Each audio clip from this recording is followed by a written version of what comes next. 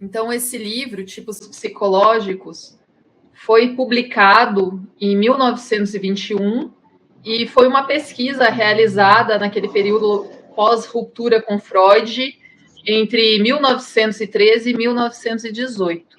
Pessoal, abram o microfone quando forem falar, por favor, que eu estou ouvindo barulho de carro. Então, esse período que Jung estava imerso nas visões do Livro Vermelho e, ao mesmo tempo, trabalhava para aprofundar o seu conhecimento astrológico.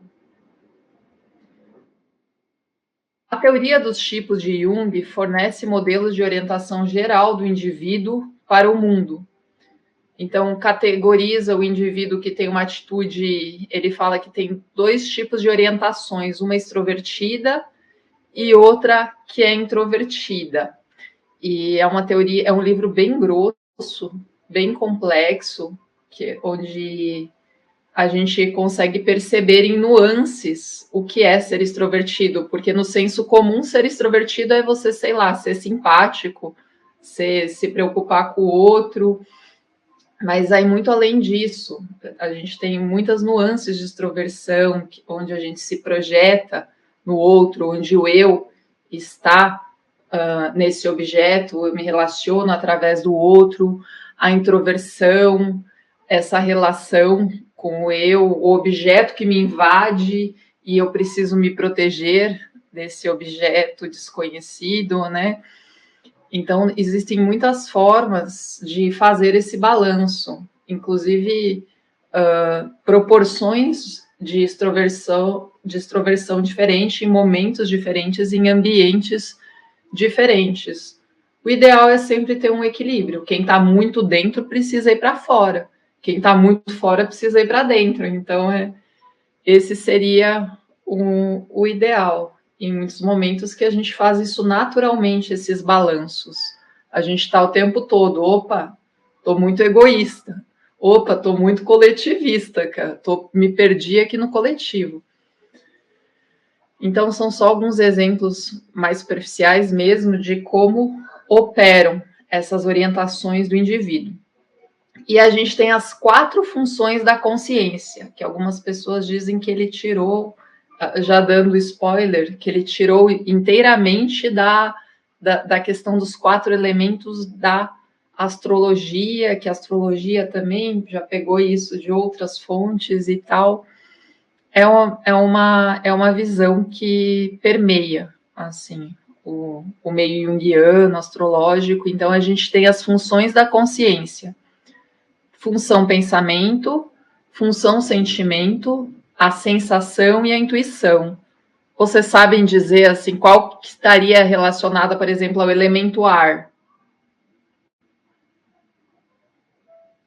Terra, fogo e água. Então, se a gente for pensar fazendo uma analogia, assim, o pensamento está relacionado ao elemento ar, o sentimento pode estar relacionado à água, a sensação, a concretude, a matéria, a terra, a intuição, ao fogo. Então, são modos de adaptação pelos quais uma pessoa percebe e avalia a realidade. E a gente tem as 4 funções, seres humanos, mas ninguém se desenvolve por inteiro, ninguém é totalmente 25% cada. Então, a gente se desenvolve em proporções diferentes. E isso a gente vai percebendo o nosso funcionamento à medida que a gente vai tomando consciência das nossas funções, percebendo aquilo que está mal desenvolvido, aquilo que está bem desenvolvido e fazendo esse balanço, essa adaptação. Então, a gente desenvolve as funções como modos de adaptação pelos quais uma pessoa percebe e avalia a realidade. A gente vê o mundo conforme a gente é, conforme a gente avalia, a gente mede, aí a gente percebe também como cada um consegue interpretar, às vezes, um fato de uma forma, um vai pelo pensamento, é mais impessoal, o sentimento é super pessoal, a sensação ela é muito pautada no concreto, naquilo que está dado, a intuição ela abre o campo das possibilidades. E são modos, cada um vai escolher em alguns momentos usar mais um tipo, ou vai perceber às vezes que não tem nenhum tipo tão diferenciado assim, e vai percebendo possibilidades do que desenvolver, né, do que a gente prioriza, né, do que a gente percebe, mas aquilo que a gente não desenvolve é a questão. Estou falando agora da teoria junguiana, né, só para introduzir essa questão dos tipos psicológicos. A parte que a gente não desenvolve, que a gente delega à sombra, que é o nosso calcanhar de Aquiles, que a gente esconde da gente mesmo porque a gente sabe que não é bom, é onde é a nossa a pedra de tropeço, né? Aquilo que vai travar em algum momento. Então, pensando por esse aspecto, não importa tanto aquilo que conscientemente você é, mas também importa aquilo que conscientemente você não quer ser, porque dependendo da forma que você reprimir isso, isso pode ter uma força muito grande na sua vida. Então, aqui trata-se de um modelo dinâmico que está em constante movimento. Então, a gente pode mudar ao longo da vida, tem momentos que a gente vai mais por uma função, momentos que a gente vai por outro, que a gente se adapta melhor ao coletivo, momentos que a gente precisa desse balanço interno, voltar-se para si. Então, esse desenvolvimento e mudança ao longo da vida, com uma emersão de integração e plenitude em proporção direta ao grau de esforço do indivíduo para se tornar consciente desses aspectos da personalidade inerentemente fracos e não desenvolvidos. Então, tudo vai no sentido de olhar, né, de lançar a luz sobre esses aspectos e de diferenciá-los, de perceber que aquilo que eu tenho de muito forte também é uma carapuça que me protege do meu lado mais fraco. Então, a gente aliar o meu lado mais forte com o mais fraco seria o trabalho, um trabalho assim glorioso nesse sentido.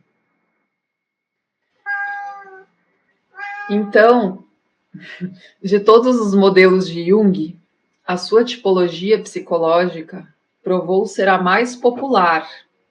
Ela tem sido amplificada de inúmeras maneiras, tanto na psicologia cognitiva quanto em vários meios comerciais, um desdobramento que o próprio Jung poderia ter achado bastante questionável, dada a sua profunda desconfiança do espírito do tempo. Mais ou menos assim, olha, se deu bom, se deu certo, não deve ser tão bom assim. Caiu no patamar coletivo, assim, virou onda. Então, Jung sempre desconfiou do espírito da sua época e com toda a razão, né? Porque o Jung viu todo aquele espírito nazista, assim, eclodindo na Europa, em outros lugares também, e vivenciou isso de certa forma, né? E hoje a gente também vivencia muitas coisas. Então, o espírito do tempo ele é sempre questionável e o que ocorre de maneira global, mundial, entre os países, ocorre também em nível pessoal, familiar, entre indivíduos e internamente, assim.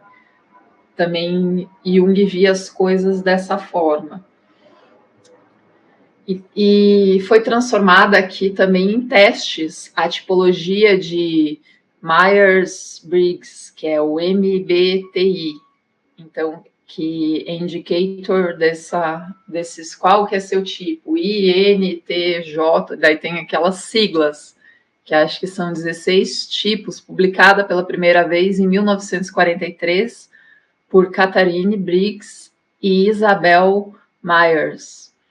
E baseada no trabalho de Jung, ainda muito utilizada na área de orientação vocacional, bem como na análise de personalidade em aconselhamentos conjugais.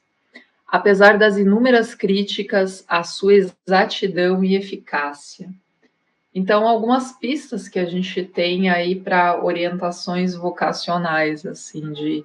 Claro que à medida que a pessoa tem maturidade e vai se conhecendo, ela nem precisa desses testes, ela já sabe, é mais claro para ela, assim, quando um período de maturidade, o que não é para mim, assim, o que eu não ousaria tentar, onde eu vou quebrar. Então, existem esses testes que têm essa eficácia, essa exatidão questionável.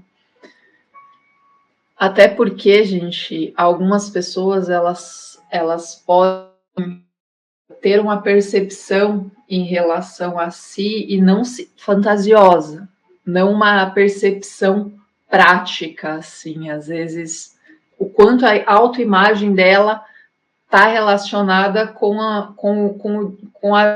é a verdade dela, né? Eu não estou falando que ela está mentindo, mas todo mundo tem um maior ou menor grau de fantasia em relação a si. Algumas pessoas têm mais e outras menos. Então, podem ter questões no teste, mas também um aprendizado, assim, entender.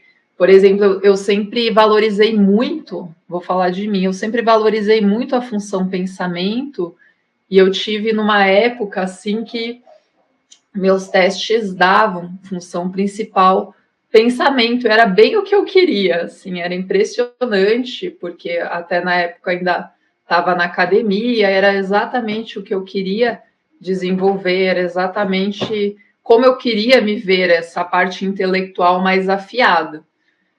E negava outra parte que sempre foi desqualificada, que era uma parte que a intuição ali na família não era bem vista, assim, não era tão prática e tão vantajosa, assim, em alguns sentidos, embora seja um aspecto que sempre foi muito forte e eu preciso frear ele.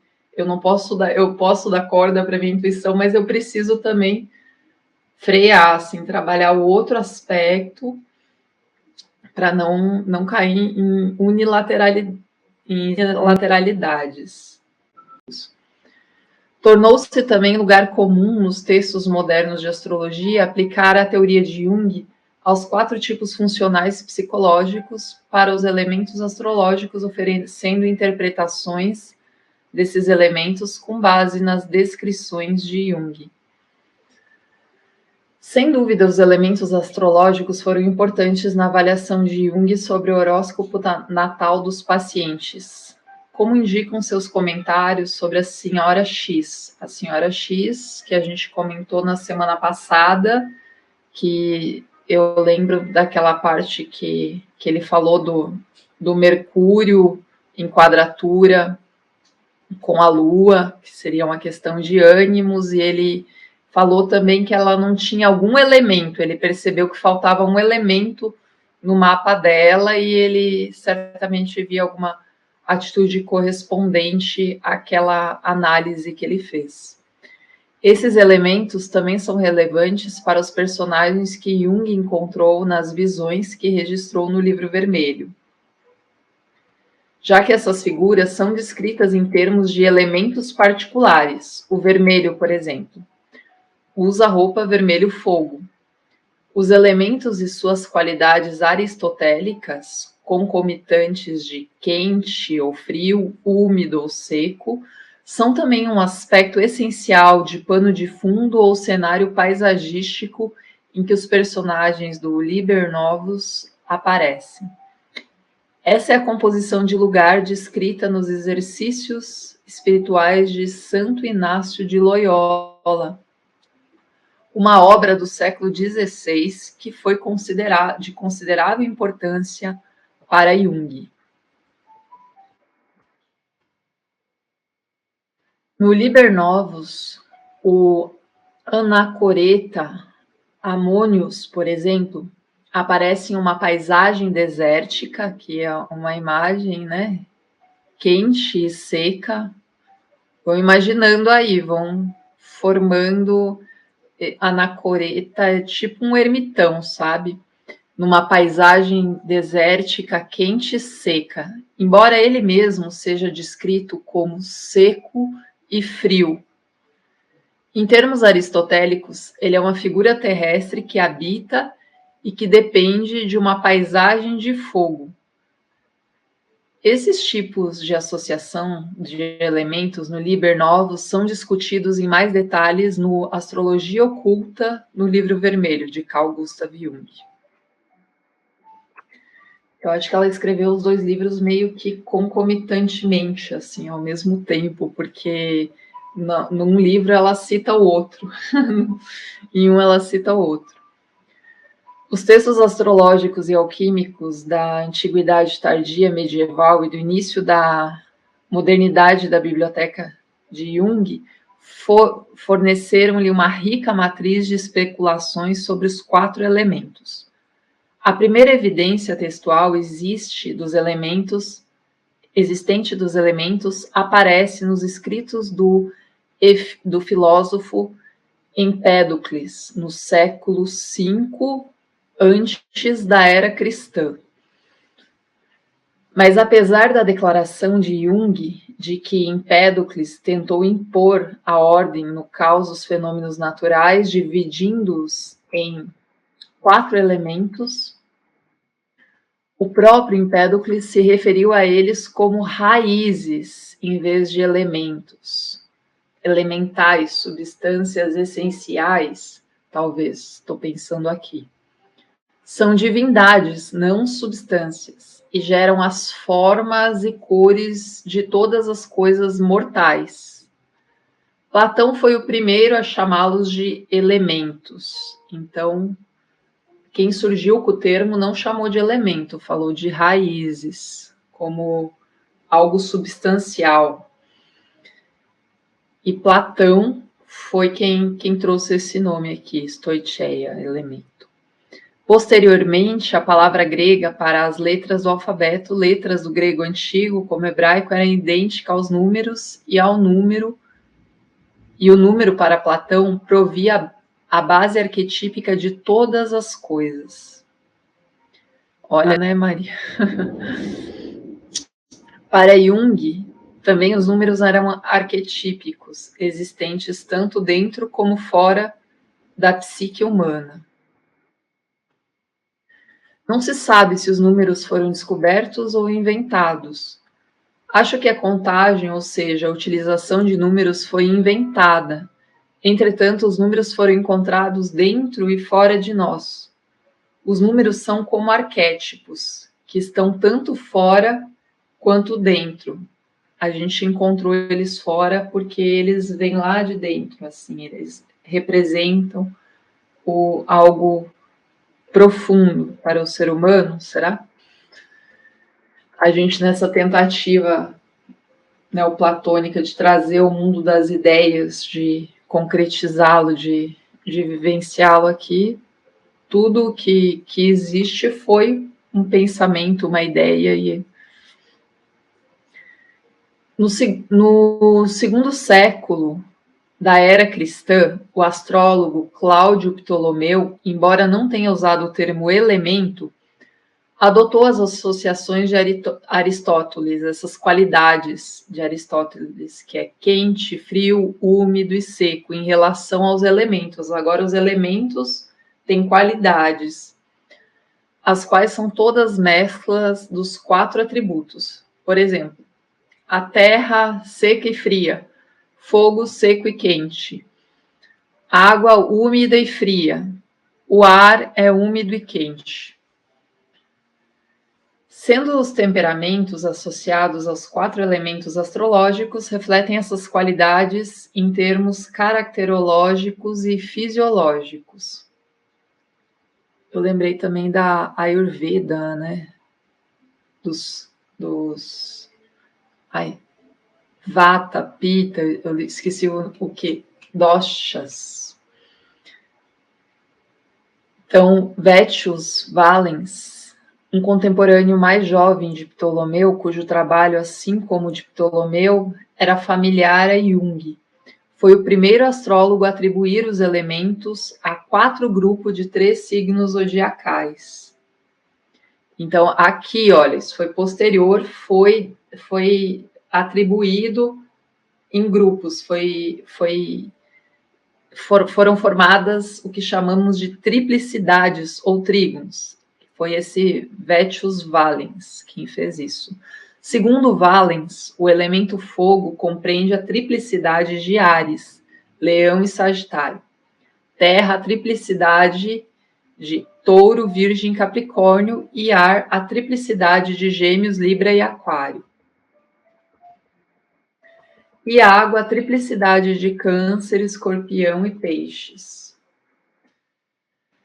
Essa ideia de triplicidades astrológicas provou ser uma tradição bastante longeva, reaparecendo em textos astrológicos medievais e do início da modernidade, eventualmente em trabalhos de astrólogos modernos que forneceram conteúdo com o qual Jung aprendeu a delinear e a ler pela primeira vez os horóscopos natais. Em sua descrição dos tipos funcionais, pensamento, sentimento, sensação e intuição, Jung não os designou de modo explícito para os 4 elementos: ar, água, terra e fogo. Embora tenha deixado claro em tipos psicológicos que acreditava existir essa correlação.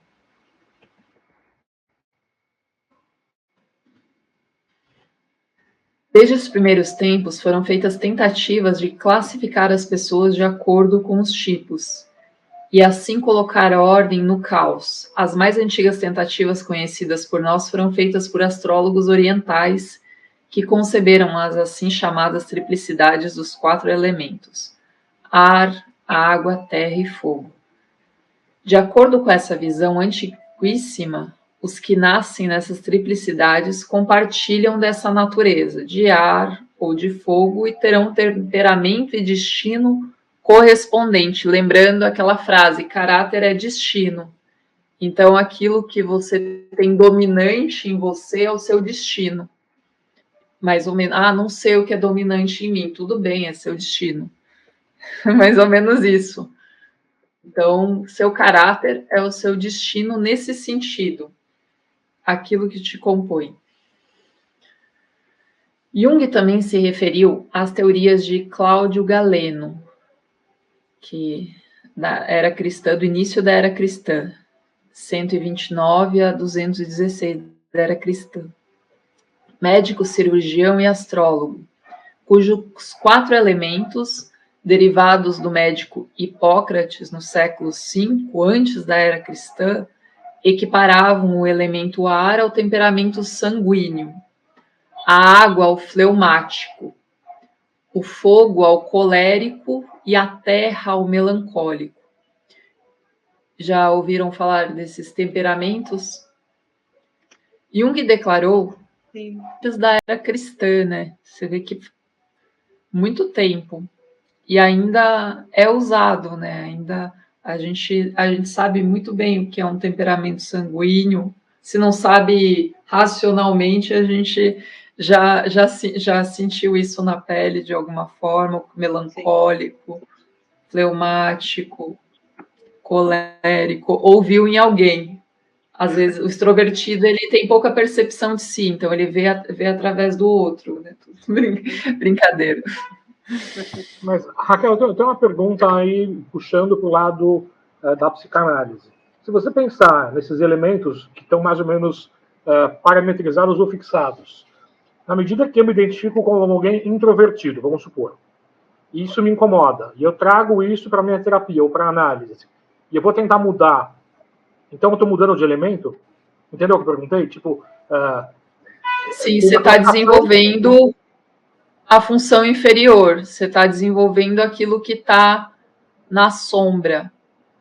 E é um treino, é trazer para a consciência mesmo. Você pode sim lutar contra as suas tendências, lutar nesse sentido de equilibrar, de manejar isso. Você não é escravo dessas forças e dessas tendências. Inclusive, conhecer vale a pena para que você lute, porque se eu sei que eu vou sempre agir de forma egoísta, por exemplo, eu vou frear meu egoísmo, eu vou entender que eu preciso frear, mas daí eu vou frear muito, daí eu vou ver que eu preciso, peraí, não era para frear tanto, eu errei a mão no freio, né? Então, esse trabalho, assim, de trazer os aspectos opostos, né? E daí também funciona por meio de oposições, porque introversão e extroversão são opostos, Sim. são extremos. Então, tem uma defesa aí. Quando a gente vê unilateralidades, a gente cai na sombra e tem defesas. Aí é bem interessante. Então, Jung declarou que Galeno merecia o crédito por ter criado uma classificação psicológica de seres humanos que já perdurava por 2000 anos. A insistência de Jung de que os 4 elementos da astrologia haviam proporcionado a forma mais primitiva de tipologia pode ser contestada. Tem-se argumentado que as teorias de temperamento não começaram com a astrologia, mas sim que a astrologia as tomou da filosofia e da medicina, então elas podem ser anteriores. Entretanto, o que é relevante no contexto da astrologia de Jung é aquilo em que ele mesmo acreditava, e ele parece ter corroborado sua teoria da história antiga implícita nos 4 tipos funcionais, com a suposição de que a astrologia havia fornecido o primeiro modelo para eles. Então, a nossa necessidade de pôr ordem ao caos, de ter um modelo, de ter um mapa, para as coisas não serem tão caóticas, porque se eu tenho um aspecto dominante, eu preciso saber o que é e dar o nome para ele saber como desenvolver outros aspectos, o que está me atrapalhando para que eu não consigo desenvolver outros aspectos. A comparação entre descrições de Jung dos tipos funcionais e descrições dos elementos fornecidas por textos astrológicos contemporâneos oferece uma pista para um dos caminhos, possivelmente o primeiro pelo qual Jung chegou à sua tipologia. Alan Lee, cujo trabalho foi publicado mais de uma década antes de Jung escrever Tipos Psicológicos, descreveu o elemento ar como a mente superior. Então, relacionada à extensão e expansão. Signos de ar abstraem a essência de situações e objetos externos e relacionam essa essência a um ideal. Então, a função pessoal é pensamento, que traz essa característica de mente superior, que é impessoal, que traz aquela questão assim em prol do coletivo, mas também não percebe as individualidades. Daí precisa da função sentimento para ter aquele olhar diferenciado. Você precisa saber que você tem que olhar com um olhar assim para fulano e outro olhar, o que é o remédio de um, pode ser o veneno do outro. Assim. Então, esse olhar mais individualizado é o tipo oposto, que é o sentimento. Porque o pensamento, ele é assim, é expansão, extensão, abstração, busca por um ideal, e enfim, pode ser bem complicado quando vai para uns extremos, e é um tipo que é dominante, se a gente for pensar culturalmente, é uma atitude que ela é muito valorada, por exemplo, no meio acadêmico, empresarial, assim, ela é muito solicitada, esse tipo de atitude de ser impessoal. Daí vem a função sentimento e fala, precisamos humanizar as coisas, porque com excesso de pensamento, as coisas podem se desumanizar, assim como também a função sentimento pode errar nesse sentido de beneficiar o todo, o coletivo, de olhar para todas as partes. Para Jung, a função pensamento é um processo intelectual que começa com a percepção dos objetos, tentando sujeitá-los a uma ideia subjetiva, através de um modelo, de um ideal, né? Léo descreveu o elemento terra, até no desenvolvimento astrológico a gente vê que tem um pouco da função pensamento operando, até nas escolhas que foram feitas, assim, historicamente, olhando a história da astrologia, a gente vê que tem a função pensamento operando nessa organização, assim, do conhecimento, muita intuição também, mas a gente vê que cada astrólogo também vai puxar para o seu lado, né, para aquilo que fala de si. Então, a gente teria muitas astrologias, como Jung falou, a gente teria muitas psicologias, nesse sentido, a gente também teria muitas astrologias, porque cada um vai trazendo um acréscimo, assim, da sua percepção e da sua visão. Léo descreveu o elemento terra como o corpo denso do homem, representando solidez e estabilidade. A terra é o plano de ação, conservação de energia e forças concentradas. Virgem, como um signo de terra, reflete o poder de interpretar as sensações de forma mais ou menos correta. Então, esse estar correto, assim, a questão do virgem, do elemento terra, do corrigir, assim, do acertar bem. Quando eu falo correto, certo, eu estou falando com base numa ideia subjetiva, porque é um ideal que eu tenho. Por isso que eu sei o que é correto, porque eu tenho um ideal. Então, a função pensamento, ela vai muito certo, errado, correto também, né? Porque Virgem também é mercurial, então também traz esses elementos. Para Jung, a função sensação, como percepção dos sentidos, é inteiramente dependente da evidência da realidade material. Como a sensação é, sobretudo, condicionado pelo objeto, os objetos que excitam as sensações mais fortes serão decisivos para a psicologia do indivíduo. Objetos são valorizados na medida em que excitam as sensações e na medida em que se encontrem dentro do poder da sensação. São plenamente aceitos na consciência se compatíveis ou não com julgamentos racionais, porque a sensação ela não é racional. A sensação ela é através dos sentidos mesmo, através daquilo que é captável pelos sentidos. E os sentidos, eles trazem uma realidade também. Eu não vou dizer que eles são enganosos, mas eu vou dizer que eles trazem uma realidade que é um recorte, como o pensamento, a racionalidade traz outro recorte.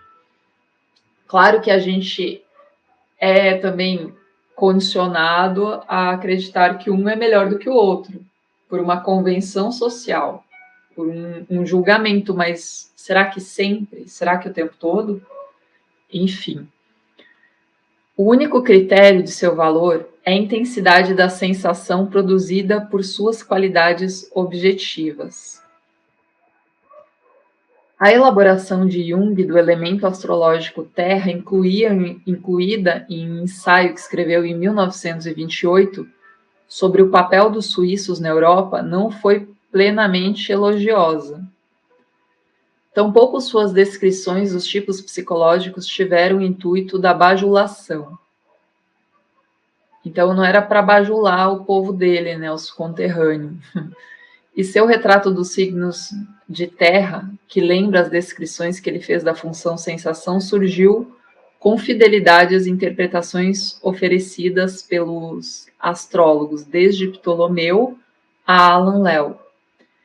Em termos de qualidades de caráter associada a esses elementos, seco e frio, desde tempos antigos, o signo astrológico da Suíça era um signo de terra aqui, ou virgem ou touro, ambos signos de terra. Então, um indício seguro de que o caráter terreno dos suíços não havia escapado aos antigos astrólogos. O que vocês pensam assim em signos de terra, assim, signos que falam dessa função sensação, que tem a ver com o concreto, com uma realidade prática, vamos dizer assim. Com base nessa ligação dos suíços com a terra, vem todas as suas qualidades, tanto ruins quanto boas. Pragmatismo, a visão limitada, os signos de terra, assim, talvez essa questão de ampliar o olhar, abrir a visão, é muito difícil, assim, tem que ser muito na prática ali, na experiência que ele aprende, ele precisa viver o erro, assim, para ampliar a visão, às vezes, em alguns casos. A não espiritualidade, porque espiritualidade é misticismo, é loucura, é papo de doido, é tipo fantasia, isso aí não põe comida na mesa, mais ou menos assim, talvez, né? Um pensamento dominante ali, prático, né? A parcimônia, solidez, teimosia, antipatia por estrangeiros, a questão do protecionismo, né, do meu é melhor, do proteger, conservar, conservadorismo, né, conservar o que é meu, territorialismo, domínio, estou colocando já mais coisas, desconfiança, assim como aquele horrível Schweitzer, aquele ditado, e a recusa em ser incomodado ou, para colocar em termos políticos, sua neutralidade. Então, aqui uma tendência também a uma certa fixidez, a não ser incomodado. Sempre fizemos assim, então vai ser sempre feito assim. Então, conservadorismo, não se que ele fala, a neutralidade também. E talvez Jung, sendo suíço, ele até se reconheça em alguns aspectos, né, que ele está falando do povo dele, que ele goste de alguns aspectos ou não, a gente desenvolve por osmose.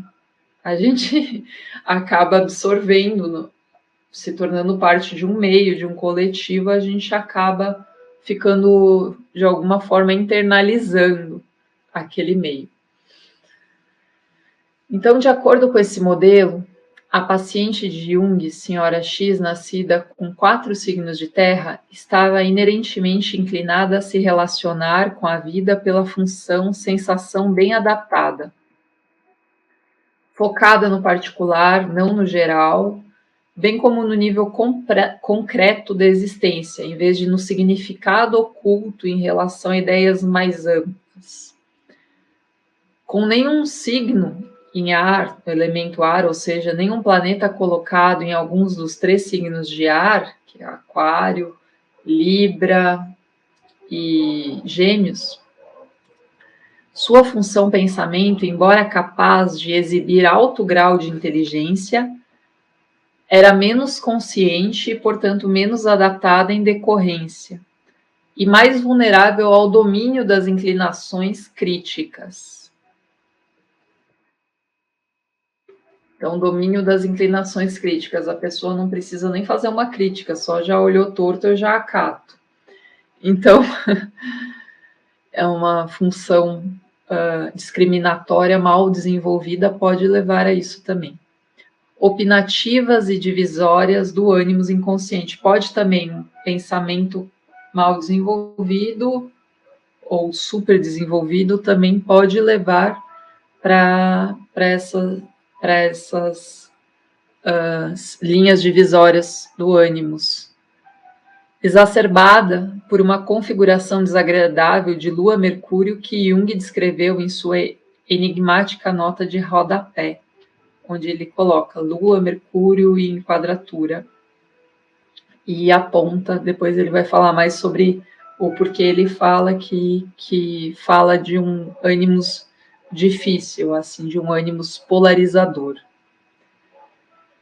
A divisão de Jung dos tipos funcionais em polaridades, expressões extrovertidas e introvertidas de cada função, não corresponde à divisão tripartite de Alan Léo de cada elemento, no que é conhecido na astrologia como quadruplicidades.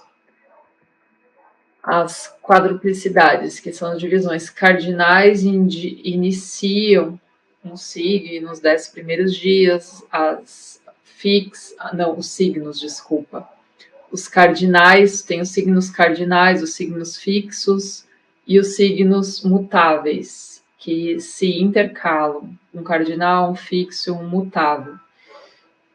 Mas tanto Léo quanto Jung postularam para cada um dos 4 tipos de personalidade uma variedade de modos de percepção e ação dentro de determinada esfera de experiência. Ambos também insistiram que o tipo funcional ou elemento necessita ser considerado em relação a outros fatores da personalidade individual, a fim de ser devidamente compreendido e, se necessário, integrado com mais plenitude à consciência por um esforço deliberado.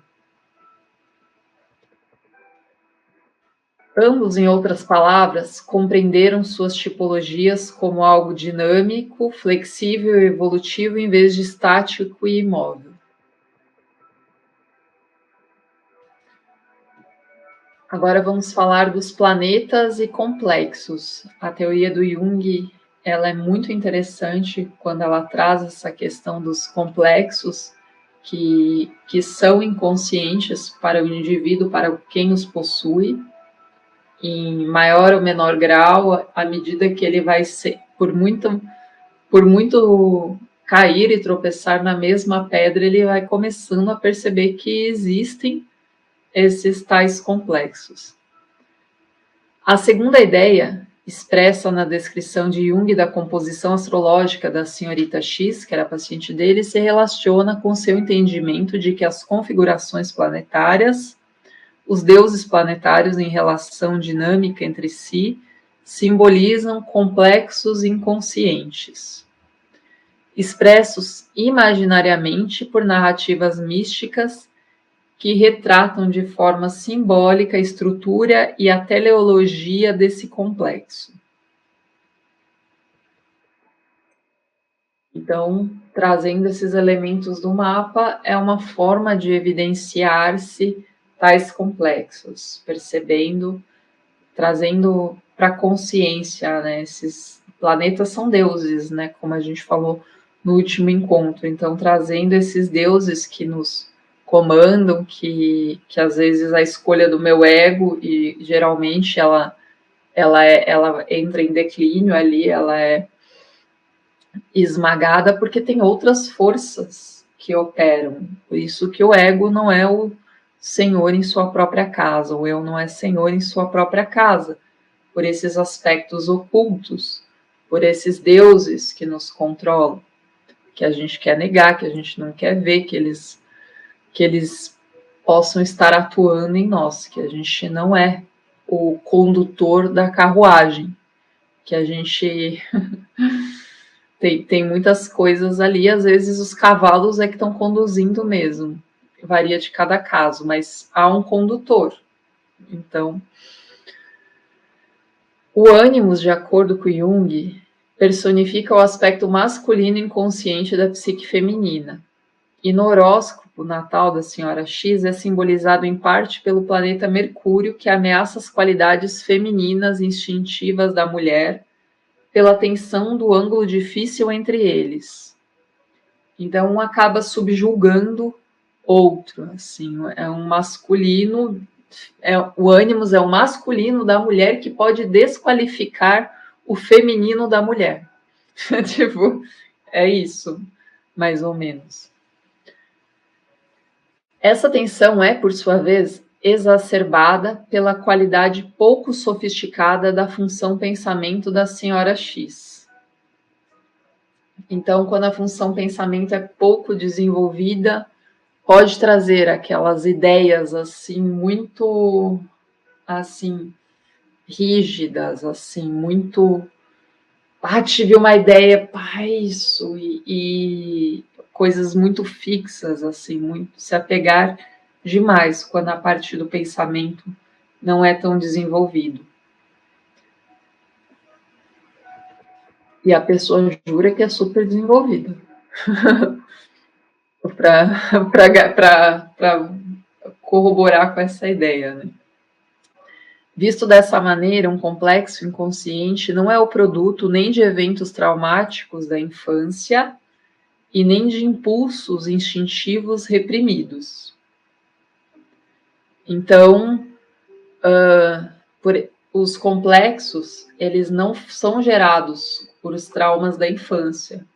Claro que os traumas da infância vão constelar ainda mais esse complexo e vão causar situações assim de repetição, de reviver aquilo, mas é como se fosse um imã também que atraísse algumas situações devido àquele complexo. E daí não só ali na família, no trauma, daí vai sendo reproduzido e revivido na fase adulta, porque aquele complexo ainda está se constelando e está agindo dessa forma.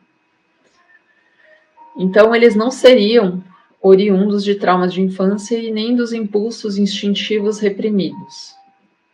É inerente e arquetípico, embora suas expressões sejam matizadas tanto pelas circunstâncias quanto por escolhas conscientes. Então, a gente tem o poder de condução aqui. A gente matiza as circunstâncias, as escolhas. Tem um período também de maturação, onde a gente aprende a observar, a olhar, e não atuar tanto mais por eles. Não que a gente nunca mais vai atuar pelo complexo, mas à medida que você se torna mais consciente, você não precisa mais ficar naquela caixinha que ele te coloca de atuar sempre daquele mesmo jeito. Na época que Jung escreveu Psicologia do Inconsciente, sua compreensão dos complexos havia se desviado radicalmente de pontos de vista anteriores propostos por Freud e seus predecessores.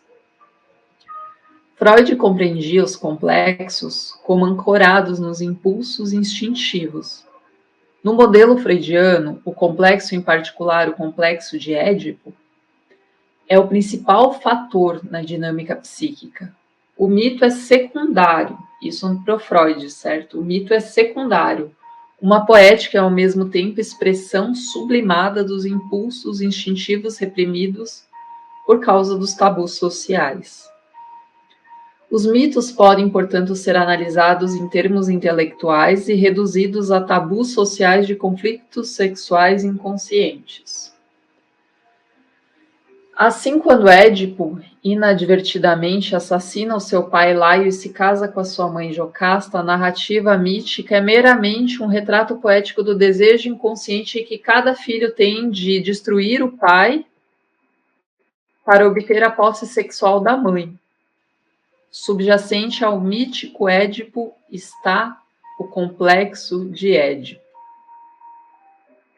Para Freud, assim como para seus predecessores, o complexo é sempre patológico, porque envolve essa descrição anterior do complexo, ela é freudiana, certo? Jung vai colocar um pouquinho a visão dele, inclusive em relação a esse complexo. O complexo é sempre patológico para Freud, porque envolve uma repressão de fortes impulsos instintivos que resulta em conflito e sofrimento psíquico. Os complexos não são normais, muito menos criativos, ou indícios de uma teologia significativa e devem ser superados. Eles, neuróticos, adoecem com os mesmos complexos contra os quais nós, pessoas saudáveis, também lutamos. A única diferença é que as pessoas saudáveis sabem como superar esses complexos sem nenhum grande dano demonstrável na vida prática. Como mensurar isso? Vida prática. Enquanto nos casos neuróticos a supressão dos complexos é bem sucedida, somente à custa de dispendiosas formações substitutivas.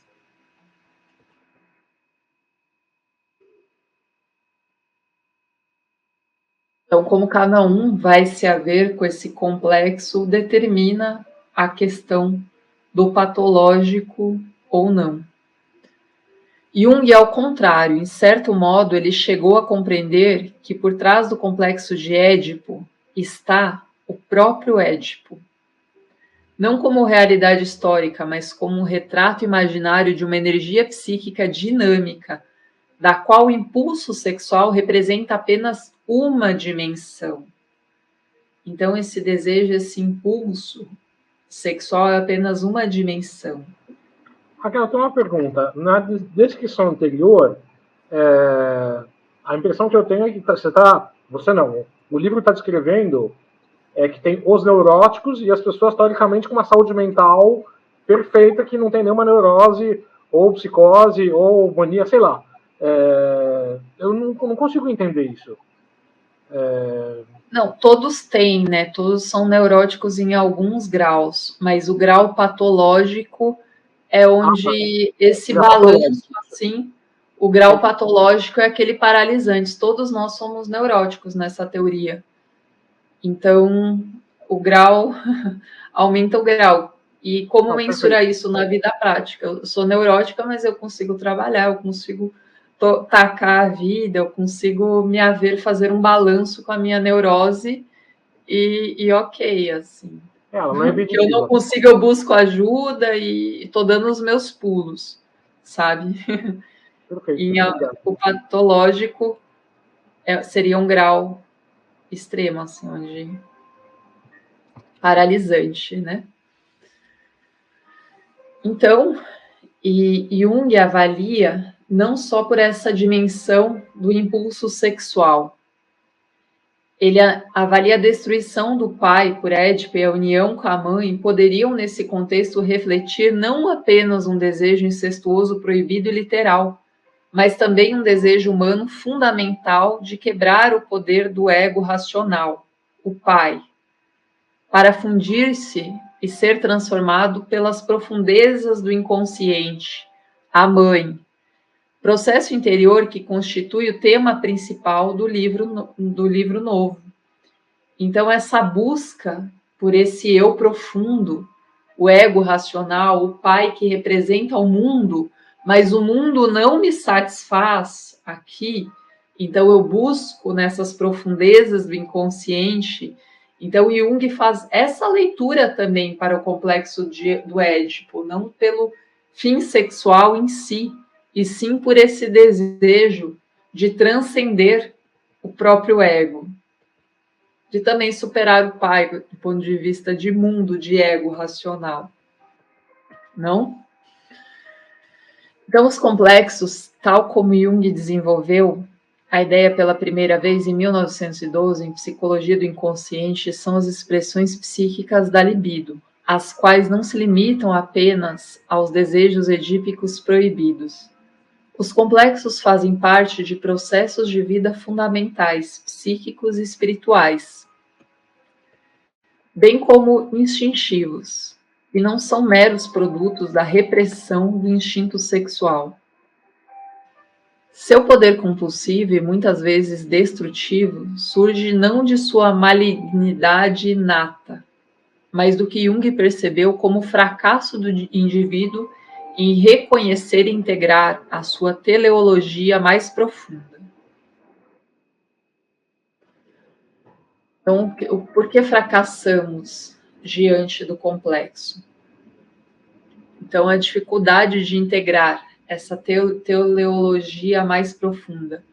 Pois se ele permite que a sua libido fique presa em um meio infantil e não a liberta para fins superiores, ele cai sobre o feitiço da compulsão inconsciente. Onde quer que esteja o inconsciente, então, recriará o meio infantil, projetando seus complexos, reproduzindo assim tudo de novo e desafiando seus interesses vitais, a mesma dependência e falta de liberdade que antes caracterizou seu relacionamento com os pais. Seu destino não está mais nas próprias mãos. Sua fortuna e destino caem das estrelas.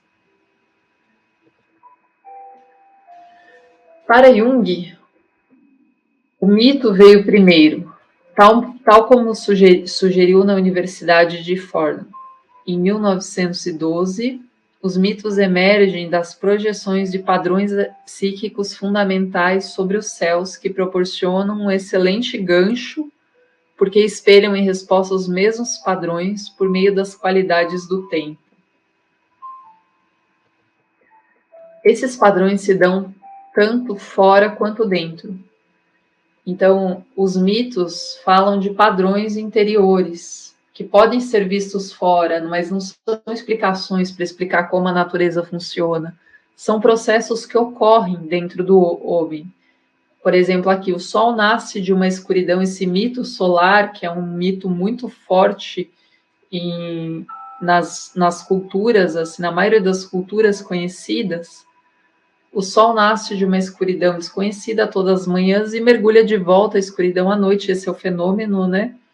Então, o ser humano emerge de uma escuridão desconhecida ao nascer e retorna a essa escuridão desconhecida na morte, com a esperança de que, assim como o Sol, alguns fragmentos imortais sobreviverão à morte e renascerão de alguma maneira em algum tempo, em algum lugar. Então, o Sol é esse mito, né? Simboliza essa esperança da superação da morte, do vencer a morte, do não morrer, porque a morte desafia a onipotência da arrogância do ego humano, né? Porque ela nos nivela em muitos sentidos, né? Vai todo mundo para um lugar, não se sabe aonde, e esse lugar é mantido, semeado por muitas culturas e religiões de muitas formas. O mito encarna, assim, o complexo em forma imaginária. Complexo e mito são a mesma coisa. O primeiro é vivenciado como uma compulsão psíquica, o complexo é uma compulsão psíquica. E o segundo, como uma imagem psíquica que pode, por si só, facilitar a consciência e a transformação da compulsão. Então, o mito pode orientar, trazer um modelo em relação àquilo, para que o sujeito não precise ficar revivendo, angustiado, aquilo dentro dele como quem tivesse que descobrir a roda e o fogo o tempo inteiro, assim. A expressão individual do complexo, por sua vez, segue canais específicos moldados por uma sucessão única de experiências pessoais e pelas respostas a essas experiências, mas as próprias respostas estão enraizadas no temperamento inerente. A tipologia e o complexo estão, portanto, intimamente relacionados. Jung acreditava que o coletivo também tem complexos, assim como as religiões, os ciclos da história. Tudo que tem vida e dinamismo está, assim, fadado pela natureza de seus complexos, os quais são padrões inerentes percebidos pela psique humana como narrativas míticas que determinam tanto o caráter quanto o destino.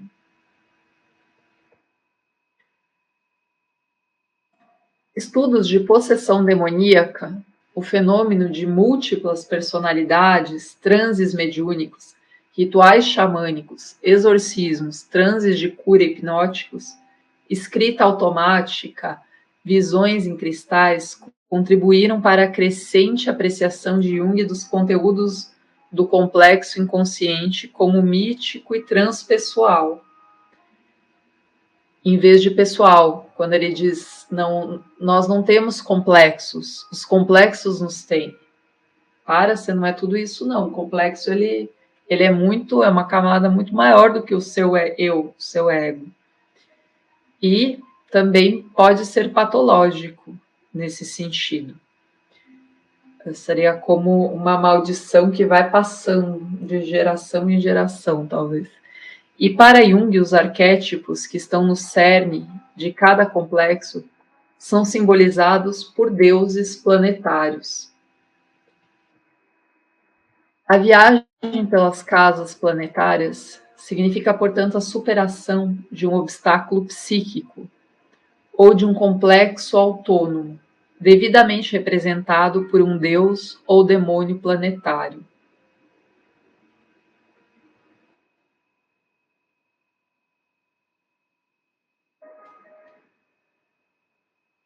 Aqui ele vai começar a falar sobre transformação e individuação, continuando essa última parte aqui falando dos complexos. A terceira ideia implícita na análise de Jung sobre o horóscopo natal da senhora X é a possibilidade de transformação. Os complexos, assim como os destinos planetários, são negociáveis em seu nível de expressão, se não em sua essência. Se Jung não acreditasse na possibilidade de mudança, ele não teria aceitado a senhora X como paciente. Olhava o mapa dela e falava tchau. Mas não é assim. Então, o mapa vale a pena pela possibilidade dialética, pela possibilidade que ele traz de conversar. Então, a gente acredita nisso. Como psicoterapeuta, a gente se pauta nisso, né? Nem se referindo ao perigo do ânimos, em vez de um destino irrevogável. Perigo, a palavra perigo, sugere que algo pode ser mitigado ou evitado. Tipo, perigo, buraco, para que ninguém caia no buraco, certo? Desde que haja conhecimento e percepção suficientes. O breve comentário de Jung sobre Mercúrio, em um aspecto de quadratura em relação à Lua, não é descrito como um evento pré-ordenado, mas uma dinâmica psicológica passível de intervenção consciente. Se eu sei que eu tenho esse aspecto, que eu vou entrar em conflito com esse tipo de... Como eu posso ser mais assertiva quando novamente eu tiver uma situação ali constelada por tal complexo que vai tocar naquele lugar, que eu vou ter atitudes desproporcionais, que minhas fantasias irão se projetar de acordo com o meu complexo, de acordo com o que eu vivia, e cada um testemunha a realidade também de acordo com os seus próprios complexos. É muito louco a gente ver, embora a gente é coletivo e sociedade, uma mesma experiência, a gente tem essa participação mística, mas está cada um ali vivendo a sua forma. A gente tem um desejo, às vezes, até de diluição desse nosso complexo. Quando a gente pertence a um grupo, a gente se protege através de uma religião, se protege da própria força que esse complexo inexplicável tem sobre você.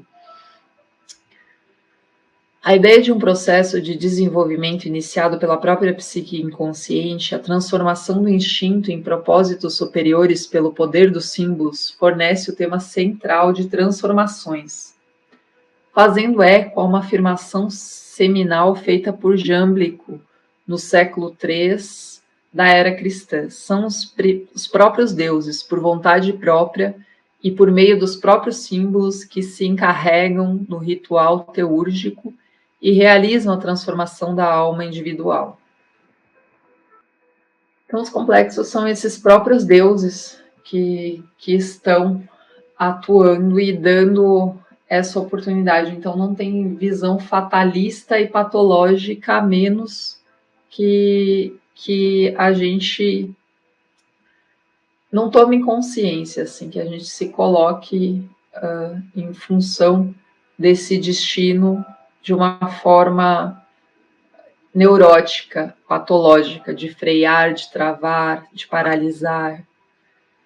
Essa ideia está intimamente ligada ao conceito de individuação de Jung, que ele definiu como o processo interno pelo qual o indivíduo pode alcançar a plena integração de sua personalidade inerente e única. Então, essa plenitude vem da integração desses aspectos do complexo, da sombra, Individuação significa tornar-se um indivíduo, e na medida em que a individualidade inclui nossa singularidade mais íntima, última e incompatível, implica também tornar-se o próprio eu. Poderíamos, portanto, traduzir individuação como chegar à individualidade ou à autorrealização. O desenvolvimento, assim, desse sentido de eu, no aspecto, assim, tá bom, minha família sempre foi assim, é o padrão deles, mas eu vejo que não é algo legal, que é algo que não é certo, que não é bom e que eu queria sair disso. Então, individuar vem de você entender que você pode ir por outro caminho. Isso é individuar. Não estou dizendo que é fácil, nem é bom. E nem é bom pode ser, dependendo o aspecto, né, que você precisa, né? Não tem como mensurar dessa forma bom ou ruim, mas quem disse que individuação é um processo fácil, gostoso e agradável? Mas esse processo não pode ser alcançado somente pelo poder da vontade consciente. Então você vai lá, nega tudo, depois você vê que você é igual e fez a mesma coisa que alguém já tinha feito. Mesmo fazendo tudo diferente no seu sistema familiar, você vê que você representou a sombra de alguém que você não sabia, mas quando você foi lá e cumpriu o seu destino, realizou aquela atitude, você trouxe algum elemento daquele sistema, mesmo fugindo dele. Então, esses movimentos de quebra, ruptura, conservação, revolução, são já partes desse sistema assim que se retroalimenta. Então, é uma roda do samsara, assim, não tem como sair dele praticamente. Dependendo da cooperação do inconsciente ou em termos do que foi dito por Jâmblico, dos próprios deuses, Jung associou a individuação a um grau de liberdade psicológica, mais uma vez comparando o desdobramento do processo com o mito da jornada da alma pelas esferas planetárias. A jornada pelas casas planetárias se resume a tomar consciência das boas e más qualidades do nosso caráter. A apoteose não significa mais do que a máxima consciência, que equivale à máxima liberdade da vontade. Liberdade máxima, deve-se notar, não é o mesmo que liberdade completa, porque a gente tem o máximo, é o que ele está falando aqui, que é essa tal da apoteose. A gente tem o que a gente consegue, o nosso máximo não significa que é o completo. Comentando a jornada planetária da alma, tal como descrita em um romance do fim do século XV por Francesco Colonna, intitulado Hipnerotomachia Polípile, Batalha do Amor em Sonho de Polífilo, Jung observou que o autor criou um documento psicológico que é um exemplo perfeito do curso e do simbolismo do processo de individuação.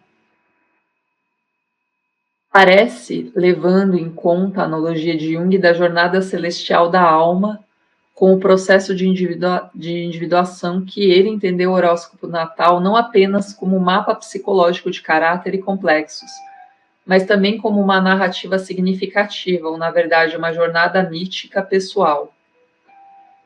Essa jornada se desdobra ao longo do tempo por uma sequência de experiências de vida relacionada em termos de sentido por um princípio organizador central, entendido como self, e se move em direção à experiência de uma personalidade integrada e uma vida significativa.